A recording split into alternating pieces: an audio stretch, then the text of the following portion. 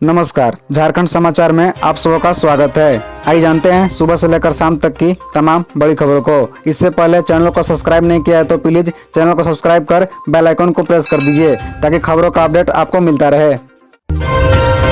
PM ने बिरसा मुंडा के बलिदान को किया याद, बोले पीढ़ियों को प्रेरित करेगी धरती आबा की कहानी। बता दें कि प्रधानमंत्री नरेंद्र मोदी ने दिल्ली में आदि महोत्सव का आगाज किया। इस मौके पर उन्होंने कहा कि भारत उस अनंत अवकाश की तरह है जिसमें उसकी विविधताएं इंद्रधनुष है। यह हम एक भारत श्रेष्ठ भारत के सूत्र को पिराते हैं। मौके पर भगवान बिरसा मुंडा के बलिदान को याद करते हुए पीएम ने कहा कि धरती आबा के त्याग की कहानी आने वाले पीढ़ियों को सदियों तक प्रेरित करेगी। प्रधानमंत्री ने कहा कि जनजातीय समाज की हित उनके लिए व्यक्तिगत रिश्तों और भावनाओं का विषय है। जो पहले खुद को दूर सुदूर समझता था, अब सरकार उसके द्वार जा रही है और इसे मुख्य धारा में ला रही है। प्रधानमंत्री ने कहा कि पिछले कुछ वर्षों में आदि महोत्सव देश के लिए एक आंदोलन बन गए हैं। वैश्विक मंचों से भारत आदिवासी परंपरा को अपनी विरासत के रूप में प्रस्तुत करता है। आज भारत दुनिया के बड़े बड़े मंचों पर जाता है तो आदिवासी परंपरा को अपनी विरासत और गौरव के रूप में प्रस्तुत करता है। एनआईए के शिकंजे में नक्सली अमन गंजू, पीसीआर बैन हमला मामले में होगी पूछताछ। बता दें कि भाकपा माओवादी के रीजनल कमांडर अमन गंजू उर्फ अमन भोक्ता से एनआईए पूछताछ करेगी। एनआईए को अमन गंजू के 5 दिन की रिमांड मिली है। मिली जानकारी के मुताबिक अमन गंजू से लातेहार के चांदवा थाना क्षेत्र अंतर्गत लुकुया मोड़ में नवंबर 2019 में पीसीआर बैन पर हमला मामले में पूछताछ की जाएगी। एनआईए के जस्टिस एमके वर्मा के विशेष अदालत ने अमन गंजू को 5 दिन की रिमांड पर भेजा है। बता दें कि बूढ़ा पहाड़ में सक्रिय रहे नक्सली अमन गंजू ने 28 दिसंबर 2022 को आत्मसमर्पण किया था। अमन गंजू मूल रूप से बिहार के औरंगाबाद जिला के ढीबरा थाना क्षेत्र अंतर्गत भूपनगर गांव का रहने वाला है। अमन गंजू लंबे समय तक झारखंड और छत्तीसगढ़ की सीमा पर अवस्थित बूढ़ा पहाड़ इलाके में सक्रिय था। नवंबर 2019 में एक शाम लातेहार जिला स्थित लुकुया मोड़ में चांदो थाने की पीसीआर बैन पर नक्सलियों ने हमला किया था। हमले में एसआई सुक्रांत उराव सहित होमगार्ड के 3 जवान शहीद हो गए थे। कहा जाता है कि इस हमले के पीछे अमन गंजू और उसके दस्ते का हाथ था। पुलिस ने अमन गंजू पर 15 लाख का इनाम घोषित किया था। झारखंड में काफी संभावना, मिलकर काम करेंगे, बोले नए राज्यपाल सीपी राधाकृष्णन। बता दें कि झारखंड के नवयुक्त राज्यपाल सीपी राधाकृष्णन ने कहा कि इस राज्य में काफी संभावनाएं हैं, वे इसे और मजबूत करेंगे। उन्होंने कहा कि वे राज्य में सामाजिक उत्थान की दिशा में विशेष तौर पर काम करना चाहते हैं और अपनी क्षमता राज्य के लोगों के जीवन स्तर को बेहतर बनाने में लगाएंगे। राधाकृष्णन ने गुरुवार को पत्रकारों से बातचीत में ये बातें कही। राधाकृष्णन ने कहा कि झारखंड के आदिवासी, अनुसूचित जाति, गरीब, पिछड़े और दलित वर्ग के लोगों का जीवन स्तर ऊंचा करना उनकी प्राथमिकता होगी। शिक्षित समाज से राज्य के विकास को गति मिलती है। उनका जोर गुणवत्तापूर्ण शिक्षा पर भी होगा। उन्होंने कहा कि केंद्र और राज्य के बीच सेतु के रूप से उनकी भूमिका रहेगी। वह तमिलनाडु और झारखंड के बीच एक नया रिश्ता कायम करेंगे। पलामू में अभी भी तनाव, 100 नामजद और 1000 अज्ञात लोगों पर एफआईआर। 9 फरवरी तक इंटरनेट ठप। बता दें कि पलामू में बुधवार को 2 पक्षों में हुई हिंसक झड़प के मामले में पुलिस ने सख्ती बढ़ा दी है। पुलिस ने मामले में 100 नामजद और 1000 अज्ञात लोगों पर एफआईआर दर्ज की है। इसके साथ ही पुलिस ने 13 लोगों को गिरफ्तार भी किया है। वहीं पूरे पलामू में इंटरनेट पर लगी रोक अब 19 फरवरी को सुबह 10 बजे तक बढ़ा दी गई है। वैसे गुरुवार को पूरा इलाका शांत रहा और कोई अप्रिय घटना नहीं हुई। बता दें कि बुधवार को पांकी में महाशिवरात्रि महोत्सव के तुरंत द्वार को लेकर 2 पक्षों में हिंसक झड़प हुई थी। इसके बाद पथराव और आगजनी की घटनाएं हुई थी। झड़प में 2 पुलिस अधिकारियों समेत 8 लोग जख्मी हुए थे। झड़प के देर शाम भी उपद्रवियों ने एक मकान को फूंका था, जिसे दमकल के सहयोग से तुरंत काबू में कर लिया गया था। पलामू के उपायुक्त अंजनेलू गोडे और पुलिस अधीक्षक चंदन कुमार सिन्हा ने पांकी में गुरुवार को बताया कि शांति व्यवस्था को पटरी पर लाने के लिए पूरे क्षेत्र पर नजर रखी जा रही है। पांकी क्षेत्र में बुधवार की रात में पेट्रोलिंग की गई, जबकि गुरुवार को आईजी राजकुमार लकड़ा के नेतृत्व में फ्लैग मार्च निकाला गया। झारखंड के टॉपर्स के लाखों के नगद इनाम, लैपटॉप, स्मार्टफोन भी मिलेगा, जानिए पूरी योजना। बता दें कि झारखंड के मैट्रिक और इंटर के टॉपरों को सरकार 3 लाख रुपए का कैश अवार्ड देगी। साथ ही दूसरा स्थान हासिल करने वाले को 2-2 लाख रुपए और तीसरा स्थान प्राप्त करने वाले को 1-1 लाख रुपए मिलेंगे। यह घोषणा गुरुवार को शिक्षा मंत्री जगन्नाथ महतो ने की। वे मोरहाबादी में बिरसा मुंडा फुटबॉल स्टेडियम में सहायक कप खेल प्रतियोगिता का उद्घाटन समारोह में बोल रहे थे। बता दें कि झारखंड एकेडमिक काउंसिल, सीबीएसई और आईसीएसई ने राज्य से टॉप 3 में आने वाले सभी छात्र इस साल लाभान्वित होंगे। इसके साथ टॉपर्स को लैपटॉप और स्मार्टफोन भी मिलेगा।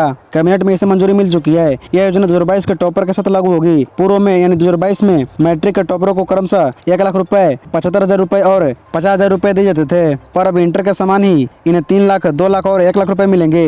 विभाग के पास 3 बोर्ड के टॉपर की सूची आ चुकी है। अब मुख्यमंत्री से समय लेकर सम्मान समारोह का आयोजन होगा।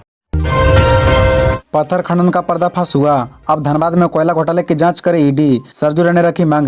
बता दें कि पूर्वी जमशेदपुर से निर्दलीय विधायक और रघुवर सरकार में मंत्री रहे सरजू राय ने अब धनबाद में अवैध कोयला खनन का मुद्दा उठाया। सरजू राय ने धनबाद में कोयला के अवैध खनन का दावा करते हुए ईडी से इसकी जांच कराने की मांग की है। सरजू राय का दावा है कि जांच में धनबाद में कोयला से काली कमाई और राजस्व हानि का बड़ा खुलासा होगा। सरजू राय ने कहा कि वह जब बरौनी जा रहे थे तो रास्ते में धनबाद के कई लोग उनसे मिलने आए।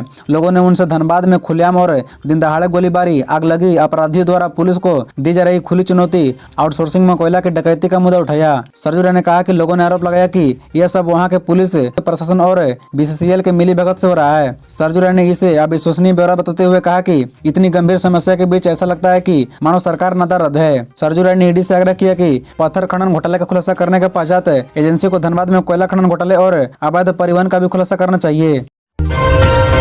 1000 करोड़ के खनन घोटाला केस में ईडी ने 3 लोगों को भेजा समन। पंकज मिश्रा के हैं करीबी। बता दें कि साहिबगंज में 1000 करोड़ रुपए के अवैध खनन के मामले में मनी लॉन्ड्रिंग के मास्टरमाइंड पंकज मिश्रा व उनके करीबियों पर ईडी का शिकंजा कसने लगा है। न्यायिक हिरासत में बंद पंकज मिश्रा से गैर कानूनी तरीके से मिलने वाले बिजली विभाग के इंजीनियर कथन रजक को ईडी ने समन किया है। कथन रजक को 21 फरवरी को ईडी दफ्तर बुलाया गया है। वहीं पंकज मिश्रा के सहयोगी सूरज पंडित को 22 फरवरी जबकि चंदन यादव को 23 फरवरी को ईडी ने बुलाया है। ईडी की जांच में यह बात सामने आई है कि कथन रजक ने रिम्स में जाकर पंकज मिश्रा से मुलाकात की थी। पंकज मिश्रा तब पेइंग वार्ड में न्यायिक हिरासत में इलाजरत थे। पेइंग वार्ड के बाहर सीसीटीवी में मुलाकात की तस्वीरें सामने आई है। पहचान के बाद ईडी ने कथन को समन किया है। कथन से ईडी पूछेगी कि किन परिस्थितियों और क्यों उन्होंने पंकज से भेंट की। झारखंड में कृषि शुल्क विधेयक के विरोध में हड़ताल है। दुकान में बचा है केवल 3 दिन का राशन। बता दें कि झारखंड में कृषि शुल्क विधेयक के विरोध में खाद्यान्न व्यवसायियों की हड़ताल दूसरे दिन यानी गुरुवार को भी जारी रही। बुधवार की तरह गुरुवार को भी पांड्रा बाजार, थोक मंडी, अपर बाजार एवं हरमू फल एवं सब्जी मंडी के थोक व्यवसायियों ने हड़ताल के समर्थन में अपनी दुकानें बंद रखी। वहीं खुदरा व्यवसायियों की माने तो हड़ताल के कारण थोक मंडी से आपूर्ति ठप होने का साइड इफेक्ट 2-3 दिनों में ही दिखने लगा।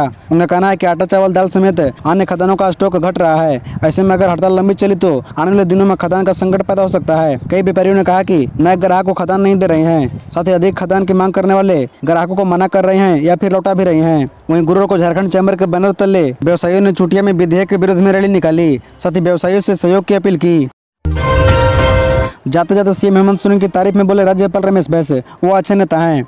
बता दें कि झारखंड के निवर्तमान राज्यपाल रमेश बैस ने राज्य के मुख्यमंत्री हेमंत सोरेन की प्रशंसा की। झारखंड छोड़कर जाने से पहले रमेश बैस ने मुख्यमंत्री हेमंत सोरेन को अच्छा नेता बताया। रमेश बैस ने अपने कार्यकाल में बीजेपी के इशारे पर काम करने अथवा किसी भी प्रकार के षड्यंत्र को संरक्षण देने जैसे आरोपों को खारिज कर दिया। महाराष्ट्र के नए राज्यपाल रमेश बैस ने कहा कि वह हेमंत सोरेन को नेता के रूप में पसंद करते हैं। उन्होंने कहा कि मैंने सीएम पर चुनाव आयोग का पत्र का खुलासा इसलिए नहीं किया क्योंकि खनन पट्टा लीज को लेकर राज्य में अस्थिरता का माहौल था। रमेश बैस 18 फरवरी को महाराष्ट्र के राज्यपाल के रूप में कार्यभार संभालेंगे। इससे पहले झारखंड के निवर्तमान राज्यपाल ने कहा कि मैं एक नेता के तौर पर हेमंत सोरेन को पसंद करता हूं और मैंने उन्हें व्यक्तिगत रूप से सुझाव दिया कि प्रदेश की युवा मुख्यमंत्री के रूप में उनको कुछ ऐतिहासिक फैसले लेने चाहिए। गौरतलब है कि हेमंत सोरेन सरकार पिछले कई महीने खनन पट्टा से जुड़े ऑफिस से प्राइवेट मामले को लेकर विवादों में घिर रही। इस दौरान राजभवन पर आग में घी डालने का आरोप लगाया गया। खुद मुख्यमंत्री ने कई सार्वजनिक कार्यक्रमों में राज्यपाल पर निशाना साधते हुए आरोप लगाया कि महामहिम बीजेपी द्वारा सरकार गिराने की साजिश को संरक्षण दे रहे हैं। हालांकि रमेश बैस ने इन आरोपों को सिरे से खारिज किया। झारखंड में नक्सलियों का तांडव, चाईबासा में पंचायत भवन उड़ाया, दी धमकी। बता दें कि झारखंड में नक्सलवाद के खात्मे के दावे के बीच नक्सली गतिविधियां जारी है। खासतौर पर भाकपा माओवादी संगठन की ओर से लगातार वारदातों का अंजाम दिया जा रहा है। ताजा मामला चाईबासा के सोनुआ का है। यहाँ गुरुवार की देर रात भाकपा माओवादी संगठन के वारदियों ने एक पंचायत भवन को ब्लास्ट कर उड़ा दिया। नक्सलियों ने सोनुआ स्थित कदमडीहा पंचायत भवन को उड़ाया। नक्सलियों ने पंचायत भवन के गेट पर चेतावनी भरी बातें भी लिखी है। गौरतलब है कि नक्सलियों ने प्रतिरोध की भावना से यह हमला किया है। घटना के संबंध में मिली जानकारी के मुताबिक कोल्हान जंगल एरिया स्थित कदमडीहा पंचायत भवन को नक्सलियों ने आईडी ब्लास्ट कर उड़ा दिया। घटना की जानकारी मिलते ही शुक्रवार सुबह कुइड़ा कैंप से सीआरपीएफ जवानों के साथ गोइलकेरा और सोनुआ थाने की पुलिस घटनास्थल की ओर रवाना हो गई। नक्सलियों ने घटना के बाद यहां पर्चा भी छोड़ा है। दीवार और दरवाजे पर धमकी भरी बातें भी लिखी है। मुख्यमंत्री सुखाड़ राहत योजना 1253 किसानों के लिए 43,85,500 रुपए की स्वीकृति, खाते में राशि भेजने का निर्देश। बता दें कि रांची के किसानों के लिए खुशखबरी है। मुख्यमंत्री सुखाड़ राहत योजना के लिए उन्हें सूखा राहत राशि देने की स्वीकृति दी गई है। रांची के उपायुक्त राहुल कुमार सिन्हा द्वारा मुख्यमंत्री सुखाड़ राहत योजना के तहत पात्र किसानों को राहत राशि भुगतान करने को लेकर स्वीकृति प्रदान की गई है। 1253 किसानों के लिए 43,85,500 रुपए की स्वीकृति मिली है। उपायुक्त ने रांची के अपर बाजार के महावीर चौक स्थित पंजाब नेशनल बैंक के शाखा प्रबंधन को लाभुकों के खाते में आरटीजीएस के माध्यम से राशि हस्तांतरित करने का निर्देश दिया है। मुख्यमंत्री सुखाड़ राहत योजना के पात्र किसानों को राहत राशि देने के लिए श्रेणी क में कुल 1132 लाभुकों एवं श्रेणी ग में कुल 121 लाभुकों को 3500 रुपए प्रति लाभुक की दर से कुल 43,85,500 रुपए के भुगतान की स्वीकृति प्रदान की गई है। रांची के उपायुक्त राहुल कुमार सिन्हा ने इस संबंध में अधिकारियों को निर्देश जारी किया है। खबरों से जुड़े रहने के लिए चैनल को सब्सक्राइब, वीडियो को लाइक एवं एक दूसरे से शेयर जरूर करें। धन्यवाद।